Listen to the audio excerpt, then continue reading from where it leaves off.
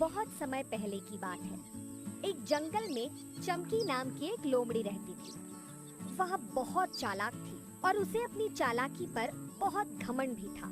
आए दिन वह किसी न किसी जानवर को अपनी चालाकी भरी बातों में फंसाकर अपना उल्लू सीधा किया करती थी। नहीं चमकी, अभी तो कुछ नहीं खाया। कभी लगता है कि तू ही है जो भूखा रह गया है। आज सुबह मैंने किसी से सुना था कि नदी के पास वाले पेड़ के नीचे बहुत सारे फल, घास और तरह तरह के पकवान रखे हैं। मैं तो नाश्ता वहीं से कर चुकी हूँ और बाकी के जानवर भी खा ही चुके हैं। लगता है अब बस तू ही बचा है। अच्छा, तो चमकी बहन, तुम मुझे भी जल्दी से वहाँ ले जाओ ना।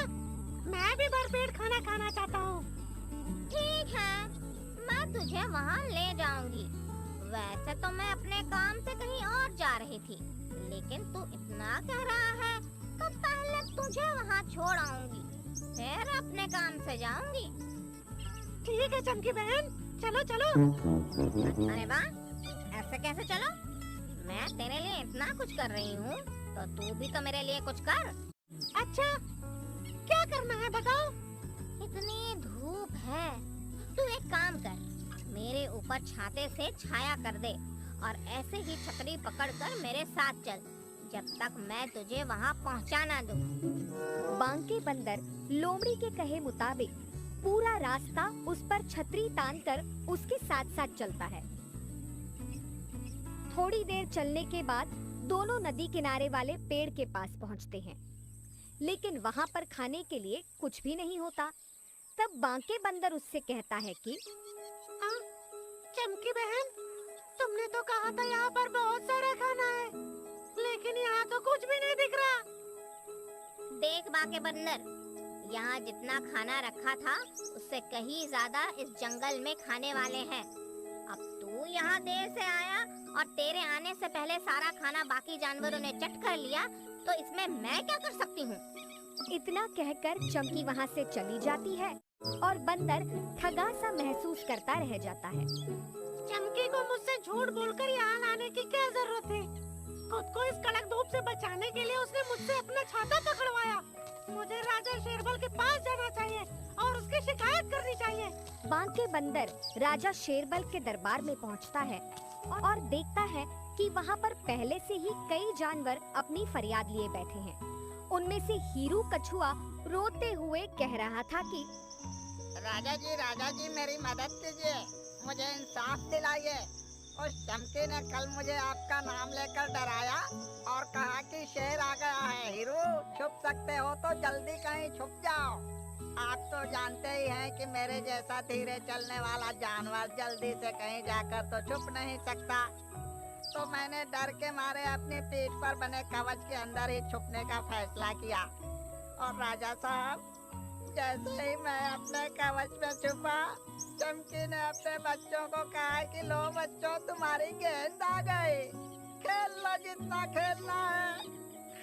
और उसके बच्चों ने दोपहर से रात होने तक मुझे गेंद की तरह उछाला और फेंका है। आप ही बताइए राजा जी, क्या ये चमकी आपके होते हुए हमें ऐसे ही चालाकी से ठगती रहेगी? तभी बांके बंदर भी अपनी बात कहने के लिए कूद पड़ता है। राजा जी, मेरी भी फरियाद सुनिए।